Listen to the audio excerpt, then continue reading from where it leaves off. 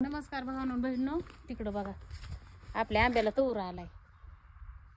आंब्याला तोर आलाय आणि त्याच्याच खालून एक फाटी कशाने काय की जळायला लागली.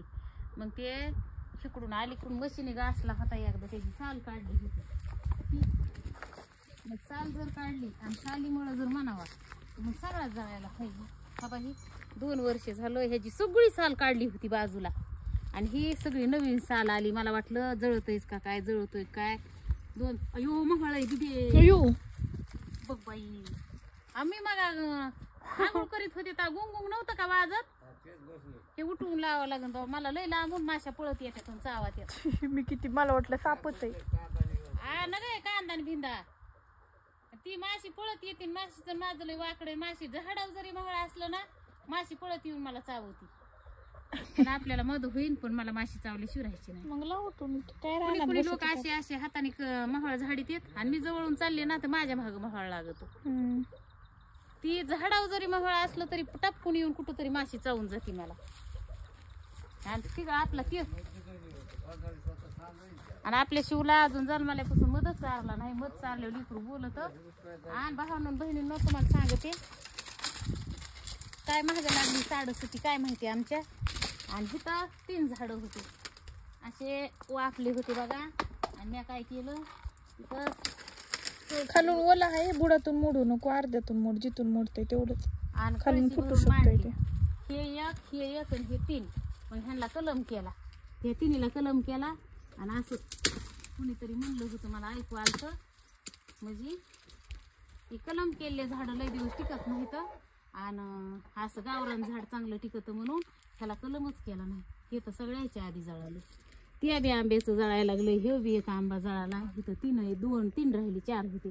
आणि तेव्हा त्याला बी तसलं झालंय. आणि काय झालंय की तेव्हा ते कळा ना बघा आम्हाला. आपण काय करू, कोंबड्याने किती अंडे दिले बघू. अजून रविवारी काय इकायला न्यायच्यात आहे. आणि ह्यांना सकाळ काल तसल्या येलाचं असलं पांढऱ्या येलाचं गवत होतं, ते गटुडं आणलं. ते त्याने खाल्लं. काम धंदा आमचं खाण्यापिण्याचं बाजूलाच राहिलं. तर असल्या यालाचं काली एक आणलं होतं. असे ह्याला पाला असतो सगळा, त्याने पाला खाल्ला. एक गटुडं त्याचं खाल्लं. रानामध्ये ज्वारीच्या रानामध्ये सोयाबीन वापली होती बारीक बारीक, ते एक गटुडं खाल्लं. आणि त्यांना तिथं एक भांड भरले पाणी खायचं, ते 2 भांडे पाण्याचे 2 भांडे इतकं खात्यात आहे. आणि अंडे काय गेलं की म्हणलं ना 10ला, तर गिराईक म्हणतो 10चे किती. कोंबडी काय गेलं की 500ला म्हणलं की म्हणते 500च्या किती. असलं सांगेल कोणचं करावा आणि कोणचं नाही करावा. आणि आपल्या जीवाला मला भाकर खायला 1-1:30 वाजती दुपारची, पण मला ह्यांचा बंदोबस्त करावा लागतो.